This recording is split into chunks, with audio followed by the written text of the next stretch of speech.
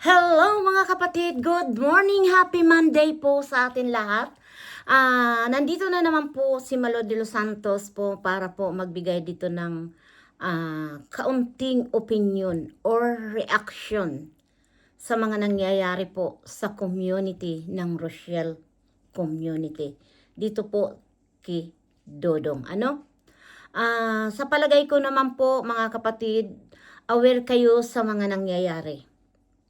No, nakakalungkot lang po dahil isa tayo sa mga nagsusuporta sa mga ginagawa ni Ruel of Malalag, ang kanyang pagtulong.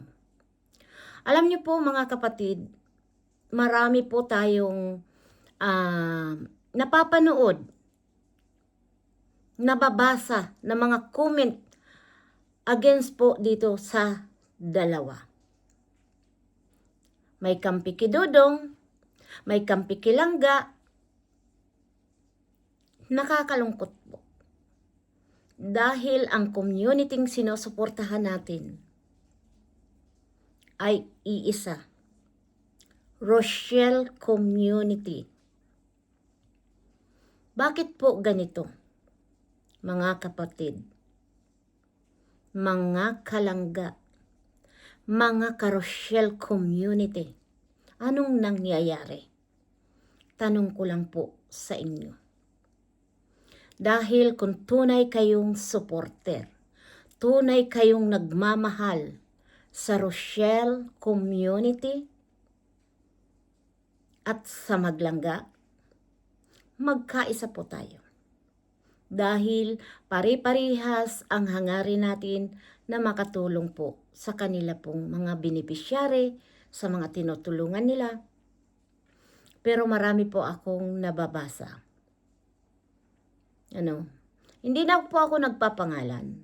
Pangkalahatan po ito. Sa atin lahat po ito nasasabihin ko.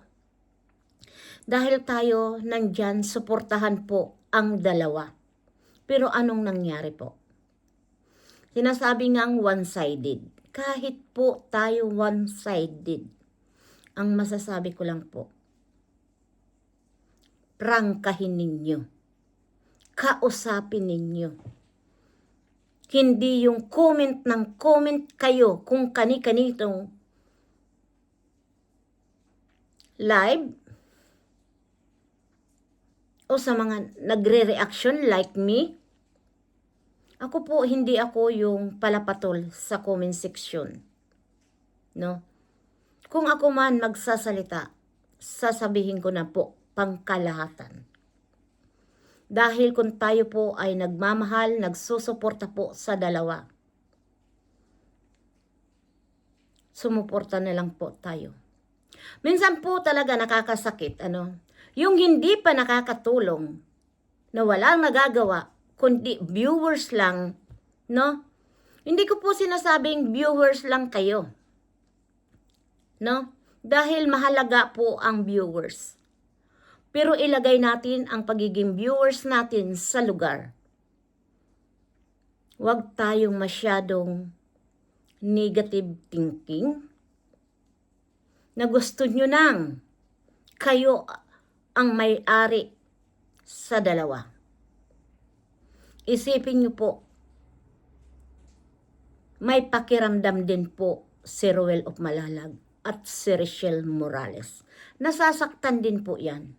Kung talaga po kayong nagmamahal dito sa dalawa, sana naman po, isaalang-alang nyo po ang mararamdaman nila kung ano po yung mga ginagawa nyo. Di ba? At saka po ito po, sa live ni Dodong kahapon, marami po akong nakita. Nandoon po ako, kaya lang po, mas gusto ko pong magbasa ng mga comment kung ano po ang mga sinasabi nila kay Dodong. May nababasa ako doon na parang pag sa live ni Dodong, napaka-behave nila. Ang gaganda ng mga sinasabi nila. Pero pag sa iba, oh my God, iyon ang tinatawag na dublikara.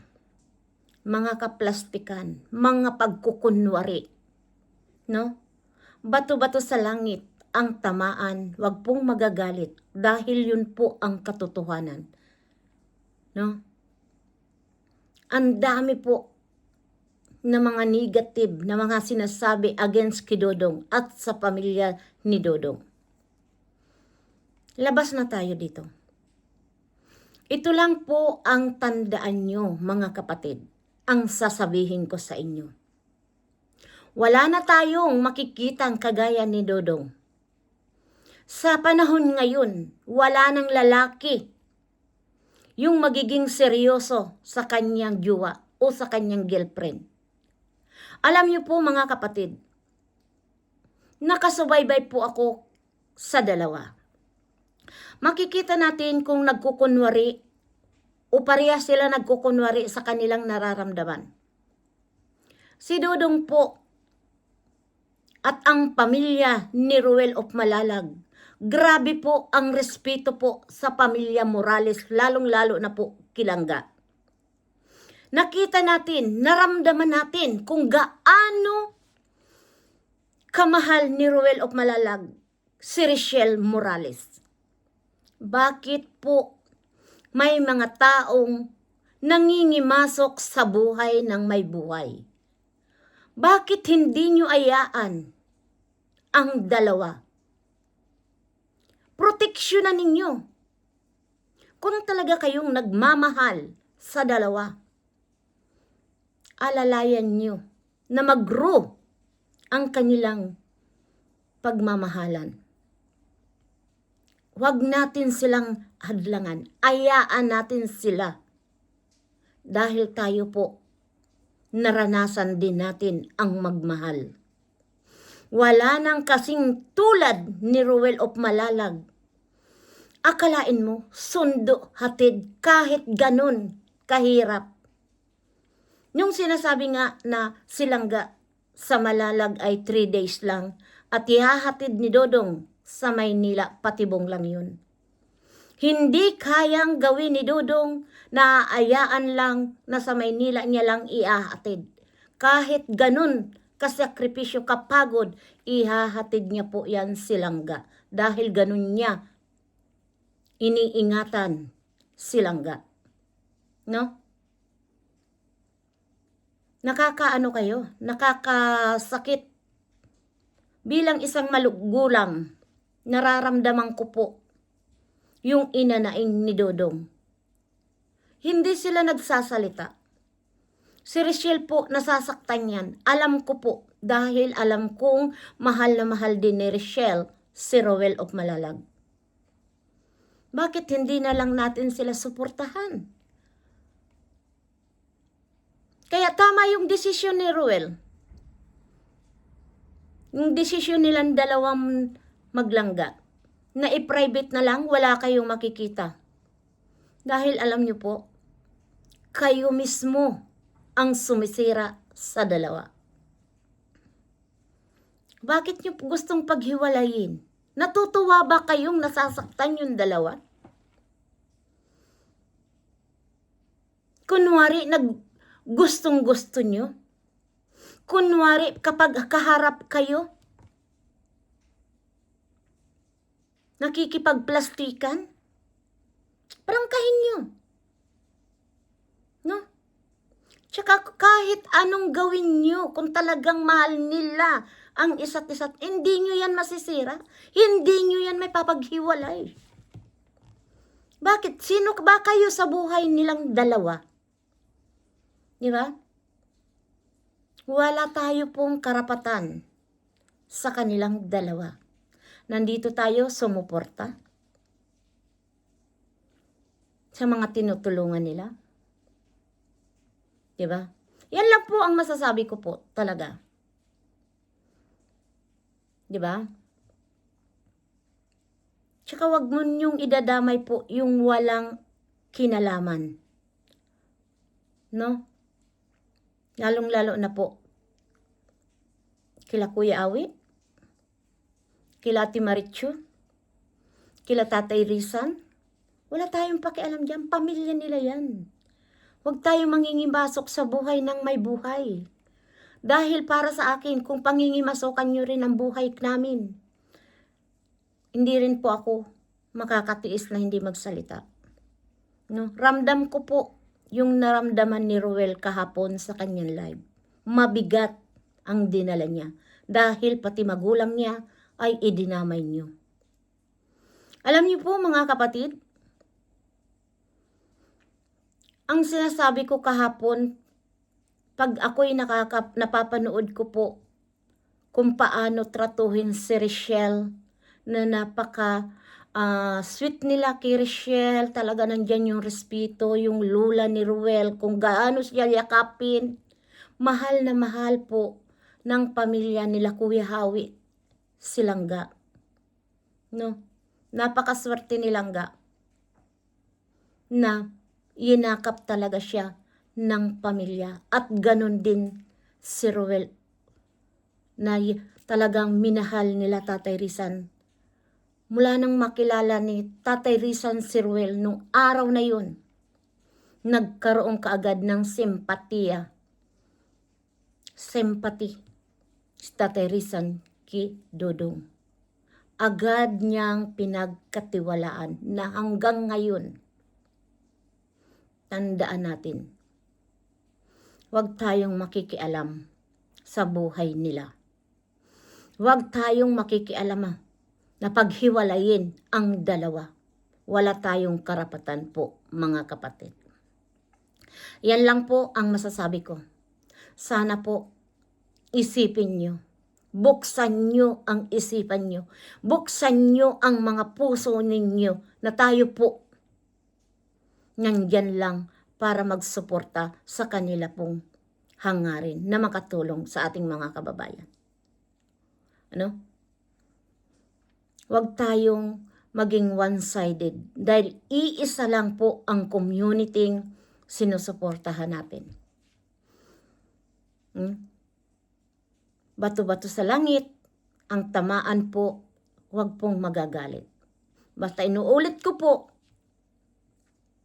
sa inyong lahat mga kapatid, wala na po, madalang na po sa panahon ngayon ang kagaya ni Ruel of Malalag na hindi naglalaro ng pagmamahal. Di ba po? Sana naman po matuto tayong rumispito. Kung ayaw natin sa kanila, wag na lang tayong manood para hindi po tayo magkasala. Ano po? Kaya please, magkaisa na lang po tayo. Para po sa mga tinutulungan po ng dalawa. Alam natin na si Richelle, hindi yan makakapag-focus sa kanyang pagcha-charity dahil po nag-aaral. Mas importante po ang kanyang pag-aaral. Ilang na lang, kimbot. Matatapos na rin si Richelle. Huwag nating gambalain po. I-focus ang pag-aaral po. At nandiyan naman si Dodong para tumulong sa ating mga kababayan. Focus tayo po kung ano po ang hangarin natin. Hanggang dito na lang po mga kapatid. Maraming salamat po na sana po ay maunawaan natin po. Dahil mahirap po sa isang tao yung nasasaktan. Gaya po ni Ruel of Malalag at ni Langga, Richelle Morales. Hanggang dito na lang po mga kapatid. Sana po tayo pong nagmamahal, nagsusuporta po dito sa Richelle community.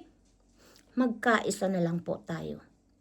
Ayaan na natin yung mga hidwaan, parinigan sa mga comment section. Ayaan na po natin. Bahala na po ang Diyos. Ipagdasal na lang natin po yung may mga taong hangarin na hindi maganda. Na sana po kapain ang mga puso nila. Ayan po. Hanggang dito na lang, suportahan natin po si Roel of Malalag, Rachel Morales, at ang mga Roboys po, suportahan natin. At yung hindi pa po nakasubscribe kay Malo de los Santos, please subscribe Malo de los Santos. Marami pong salamat sa inyong mga community ng Maglangga, Rochelle Community. At please suportahan po natin si Daddy Frankie. Marami pong salamat sa inyong mga viewers na patuloy na nagmamahal kay Malo de los Santos. Thank you so much po sa inyong lahat. Bye-bye. We love you. God bless you.